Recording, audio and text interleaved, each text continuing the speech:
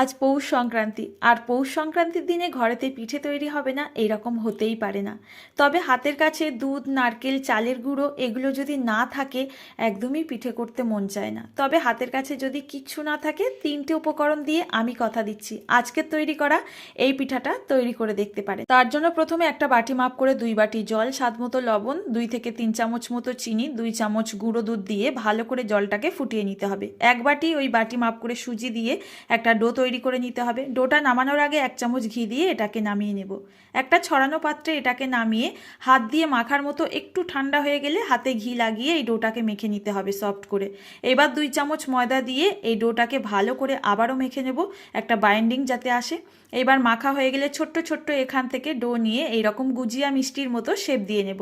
গুজিয়াগুলো তৈরি হয়ে গেছে, এইবার এটা দুধে ভেজানোর পালা। তার জন্য কড়াইয়ের মধ্যে 500 থেকে 750 ml মতো দুধ একটু ঘন করে জ্বালিয়ে নেব। তারপর এলাচ, সাথে মিষ্টির জন্য পরিমাণ মতো চিনি অ্যাড করে দিলাম। দুধটাকে একটুখানি ফুটিয়ে নেব, তারপর গুজিয়া পিঠাগুলো এর মধ্যে দিয়ে দিতে হবে। হালকা হাতে নাড়াচাড়া করে 2 থেকে 3 মিনিট ফোটানোর পর 1 চামচ ময়দার সাথে 2 থেকে 3 চামচ জল মিশিয়ে ভালো করে একটা ব্যাটার তৈরি করে এই দুধের মিশ্রণে দিয়ে দিতে হবে। এটা দেওয়ার সাথে সাথে ভালো করে নাড়াচাড়া করে 2 থেকে 3 মিনিট ফুটিয়ে নিলেই দারুণ টেস্টি দুধ গুজিয়া পিঠা একদম তৈরি হয়ে গেল।